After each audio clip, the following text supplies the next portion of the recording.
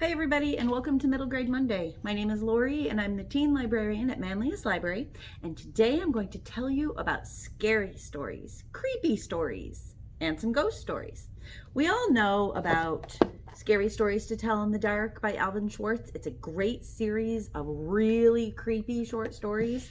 He's got another one, More Bones, Scary Stories from Around the World, that's also very good. And there's, of course, the Goosebumps series. But today I'm going to tell you about some standalone books and a couple that are the start to different series. The first one is Elizabeth and Xenobia by Jessica Miller. Elizabeth and Xenobia are friends, best friends. Elizabeth is timid and shy, and Xenobia can be best described as unusual and fearless. They arrive at Withering House, a creepy manor where Elizabeth's father lived as a child. Xenobia loves it at first sight and is convinced it's haunted. She's eager to make contact with any spirit presence that might be found in the many secret and off-limits spaces in the house.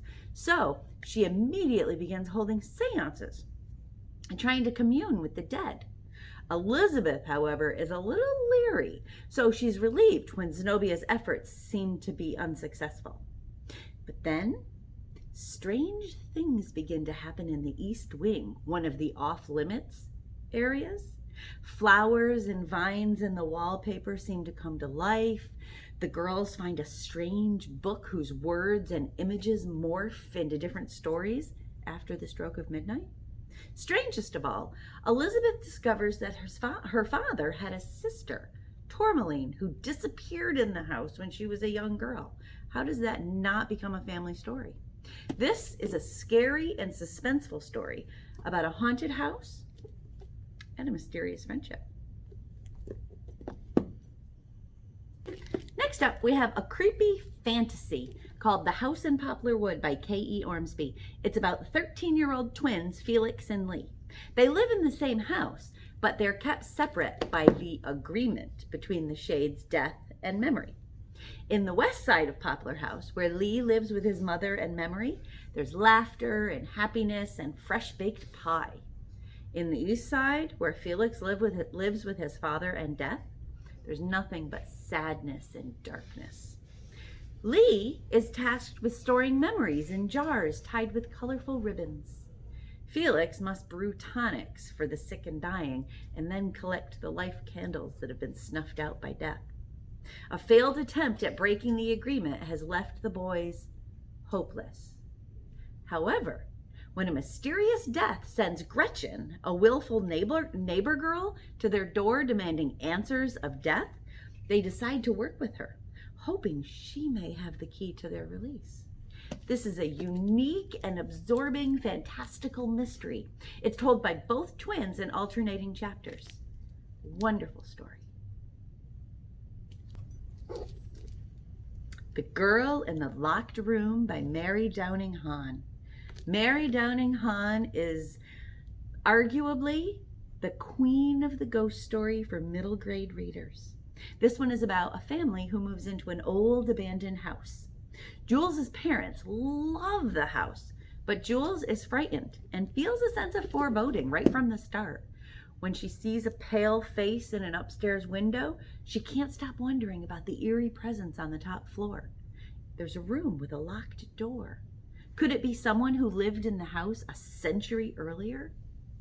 Her fear is quickly replaced by fascination, and Jules is determined to make contact with the mysterious figure and help unlock the door.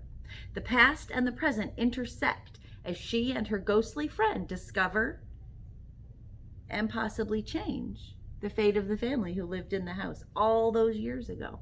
This is a fast-paced ghost story. It's more eerie than truly scary. Now, Spirit Hunters by Elino. This one is a scary ghost story. This is about Harper Rain. She's the new 7th grader in town who must face down the dangerous ghosts haunting her younger brother. It's a riveting ghost story and a captivating adventure. This will have you guessing at every turn. Harper doesn't trust her new home from the moment she steps inside, and the rumors that their new house is haunted don't help. Harper isn't sure if she believes those rumors until her younger brother Michael starts acting strangely. The whole atmosphere gives Harper a sense of deja vu, but she can't remember why.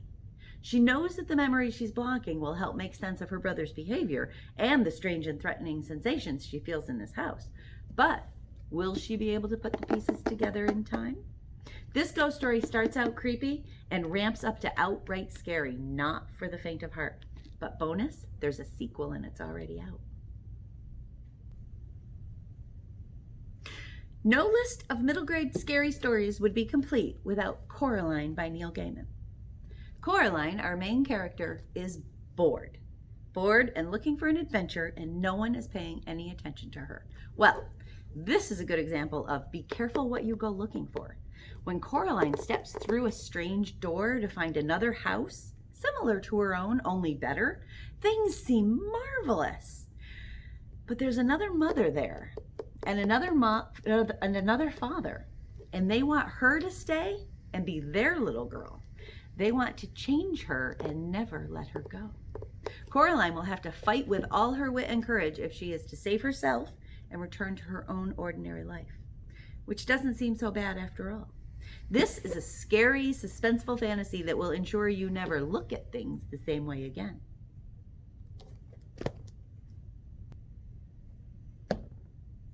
And finally, something completely different. This is called Middle School Bites by Stephen Banks, and it is about Tom. 11-year-old Tom has had a series of unfortunate bites, and he is now a triple threat. He's a Wolf Zom. That's right, vampire, werewolf, zombie. And just in time for the first day of middle school, of course. So much for his invisible Tom plan. He never thought to make a what if I turn into a vampire, werewolf, zombie plan. Maybe it's time for a run away and live somewhere else plan? But with the help of his overly enthusiastic best friend Zeke, Tom tries to accept his future. Zeke thinks being a Wolf Zom sounds excellent. Of course, Zeke thinks everything sounds excellent. But at least he'll be able to stand up to the 6th grade bully. The question is, will the rest of Hamilton Middle School accept the Wolf Zom? This one is fun and funny and fast. It's got terrific comic illustrations on almost every page. It's great for fans of Wimpy Kid, Big Nate, and The Last Kids on Earth. This one's not scary, but it is a monster story, so I thought I'd throw that one in there. And it's part of a series, the first in the series. So there you go. 6 great books if you like your reading a little on the scary, creepy, spooky, or even just monster side. If you are a teen signed up for the Manlius Library Teen Summer Reading Program, your secret code this week is RAINBOW, capital R, AINBOW, Rainbow. Head over to your account, click on the Middle Grade Monday mission, and enter that secret code to complete this week's activity. If you're not signed up for the Teen Summer Reading Program, head over to our website at manliuslibrary.org and get yourself signed up today. There's also a program for kids up through ages 12 and another one for adults. And now I'm going to show you a really clever way to make a bouquet of flowers. And all you need are some pencils and some duct tape. Okay, now I'm going to show you a really quick and super clever way to make a bouquet of flowers using pencils and duct tape. Duct tape comes in a lot more colors than just silver these days, and you can get some really fun colors and patterns even at the dollar store. So any duct tape that you have will do, any pencils that you have. If you don't have pencils, you could use pens or markers. You could even use a chopstick or a stick from the garden if it's right around the same size and shape, length as a pencil. I'm going to use green ones because it looks like flower stems. You could color or paint your pencil to look green, or you could decorate it with washi tape or other kinds of tape, or even green duct tape. Okay, let me show you how to do it. Okay, if you have a green pencil, you're good to go to start. If you don't and you want to make your pencil look like a flower stem, you can use green duct tape to do that, and you could even cover the top. If the eraser's not green, you could even cover that with green so it looks like a stem. Mine is, so I'm going to set the green aside and we're going to work with some of these colors. What you want to do is cut or tear pieces of duct tape that are slightly longer than they are wide. Okay? Slightly longer than they are wide. You want a little bit of a rectangle to it. Okay? So I find the easiest way to do it is to cut a whole bunch of them at the same time and then go from there. So I'm going to do that. Okay, I've torn all my duct tape into strips, and I've got one strip of green set aside for the very last step. And I've taken a small piece of yellow and wrapped it around for the inside, for the stamen of the flower. You could leave it green, or depending on whatever color your eraser is, if that works, but I decided I wanted the inside to be yellow. So this is how we do it. You take one piece of duct tape, and it's very sticky. You're gonna fold a corner over so that there is a strip of sticky on the bottom and a very small strip of sticky there. And then you're gonna fold that down like that, so that what you have is a pentagram, pentagram, five-sided, a house, okay? So then we're gonna take this and put it just like that and wrap it around.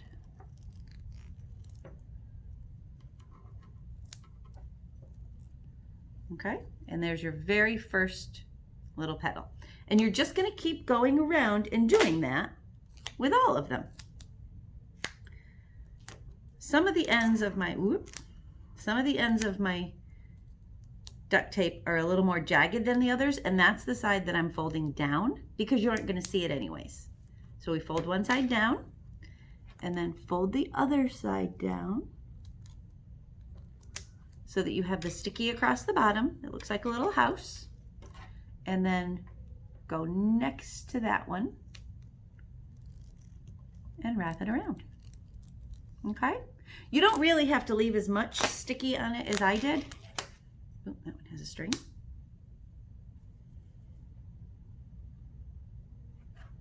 It takes a little practice. It's very simple, but it does take some practice, and duct tape is very sticky. So we're going to fold that down, okay, and fold that down. So you got your little house, and just keep wrapping it around. See, and then we're going to go next to that one. Just keep wrapping it around until your flower is the way you want it to look. Go for that one. And you can keep going with the same color, or you can do like I'm gonna do and switch to the next color. And don't worry about getting them perfect. Anyone who's ever seen a flower in nature knows they're not perfect. Whoop. And as you're going, each petal covers up the one ahead of it, so that really all you see is the tip until you get all the way around. So just keep going around with your colors of duct tape. Okay, so when you've got it just the way you want it, as you can see, I did a bunch of different colors, and you've got it looking the way you want it to. You take your green duct tape if you have it, otherwise you can use any other color. And you're going to take one piece of duct tape and split it in half the long way, okay? And starting here, this is the tricky part. Starting here, we're going to wrap it around. If you have floral tape, that would work as well. Okay, and then squish it down.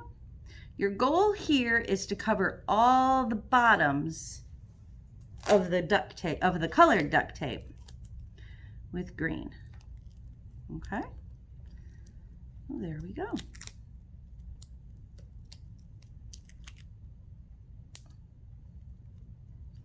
And there we have a flower. You could do it in as many different colors and as wide or as narrow as you wanted to do. And, oh, you can see, my hands are definitely warm. You could sharpen it and use the pencil. You could make a bunch of them and have a bouquet of flowers. Well, that's today's Middle Grade Monday. I've given you 6 really good, scary, spooky stories to choose from and shown you how to make a very clever duct tape pencil flower topper. Pencil, duct tape, flower, pencil topper. I hope that you've enjoyed Middle Grade Monday today. My name is Lorie and I'm the teen librarian at Manlius Library. You can find me here on our YouTube channel every Monday at 4 o'clock for more suggestions for middle grade reading and more fun and easy crafts to do. Again, if you're a teen in the summer reading program, your secret code is RAINBOW, capital RAINBOW, RAINBOW. Have a great week. I'll see you next Monday. Happy reading.